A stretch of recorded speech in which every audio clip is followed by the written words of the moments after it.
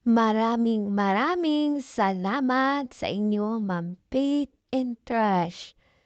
Sobrang na-enjoy ko po yung opportunity na ito na binigay niyo po sa amin. Salamat sa pa-treat niyo po dito sa Tagaytay. Salamat at na-meet ko sa personal si Mamski Shining, si Dansky Buwan, si Teacher Mel at ang kanya pong mahal na asawa. Hindi ko inakala, Ma'am Faith, na bibigyan niyo po kami ng pagkakataon na ito na maglaan ka po ng pera para lang pa-treat dito sa Tagaytay. Hindi ko inakala na mararanasan ko ito. Maraming salamat, Ma'am Faith, na binigyan niyo po ng katuparan ang pinapangarap ko lang na lugar na ito sa Tagaytay na sana isang araw makarating din ako dito. So ito na nga po, natupad na nga at na-enjoy ko po yung moment na ito. Salamat talaga ng napakarami, Ma'am Faith and Trust.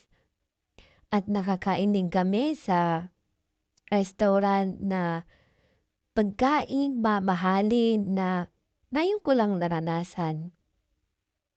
Kasi dati naman ang narating kong lugar is Baguio noong dalaga pa ako. At ito na nga po yung pangalawa, Tagaytay.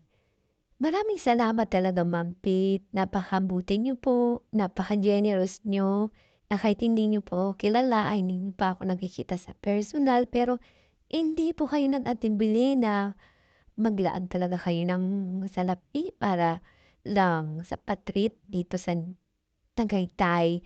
Kaya sobra po akong nagpapasalamat na naranasan ko po ito. Salamat talaga ng napakarami sa opportunity na ito, Ma'am Faith and Trust.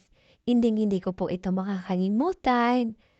Kaya isi-save ko po ito sa ano ko po, sa channel ko na pang-support lang naman.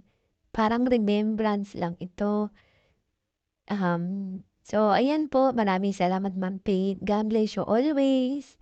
Ingat po kayo palagi with your family, saan man po kayo ngayon. Pagpalain po kayo ng may kapal.